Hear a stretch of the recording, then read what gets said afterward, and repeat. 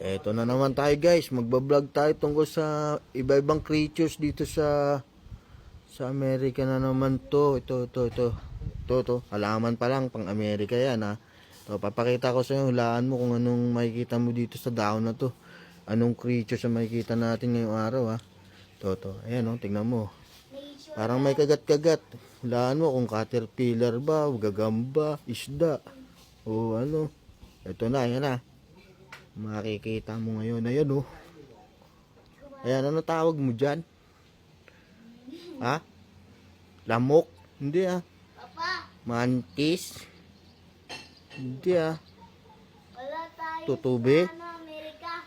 Sa Baguio tayo. Ano ka ba? Bagyo ants? Ay, no. Ang tindi nito ah.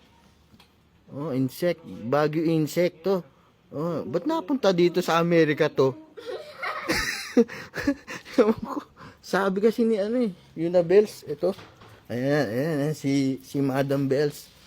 Ayan, si Boss Hero na naman. Ayan, dito sa Amerika, wala kaming ginagawa kundi kumain, matulog, maglaro, pagsugal. Lahat ng mga kasarapan sa buhay, nandito na. Itong promotor. Lahat si Boss ako. Yan, pinakamagaling na driver. Needs for speed. Yan, nag-aaral kami dati. Diyan sa Venezuela, Valenzuela, Bulacan, Malolos. Yan, pero dito talaga kami. Saan tayo? Mag-English Amerika. Saan? Baguio. Bagyo.